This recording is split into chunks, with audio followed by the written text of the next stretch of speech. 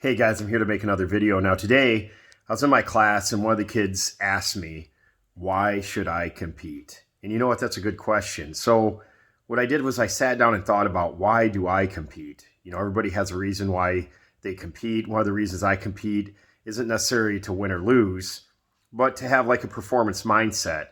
When I go out there and put on a performance, my job is to try to beat the best version of myself prior to that competition. Whether maybe I did a form or maybe I sparred somebody and I did the best or grappled somebody and I felt like that day was like the best day of my life.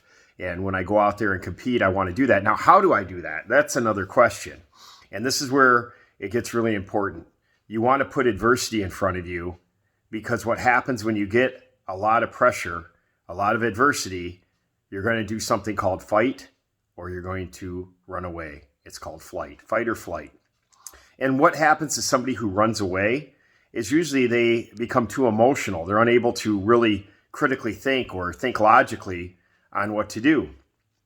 I remember I heard a saying before that emotions rarely give logic the respect that it's due.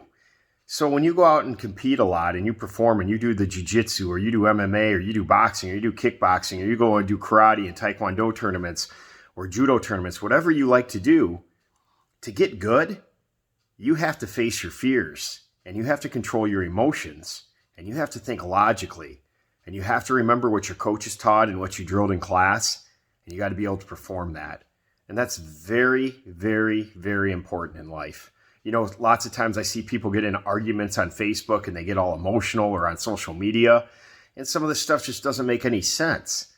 It's like, okay, I understand where you're coming from, but you're not logically thinking on the situation. There's two sides to every story. And as someone who's been in education as long as I have, usually when I have a student tattle on somebody else, I know that there's more to the story than just one side. They're just emotional that they didn't get their way. And it's like that in life when you're trying to deal with problems. You know, you have to think outside the box lots of times and just not think for yourself. You got to throw away the emotions and you got to think logically. And that's really important. And that's one of the reasons, you know, I'm in my 40s. Some people are like, hey, why are you still out there competing? I want to destroy those emotions of fear and anxiety and be able to overcome that. And instead of running away, I want to fight. And when I fight, I want to think in a logical mindset. Every coach knows that. When they're training their athletes, they develop strategies. But in order to do that, they have to kill that emotion of fear and anxiety to have that athlete perform and believe that they are the best. And that's one of the most important lessons that you can learn in life. Remember what I told you. Emotions rarely give logic the respect it's due. So think about that if you're a competitor.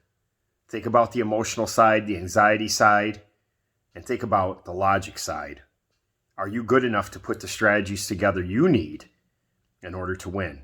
Just not in martial arts, just not in competition, but life as well. Just food for thought for today. And I'll talk to you guys later. Bye.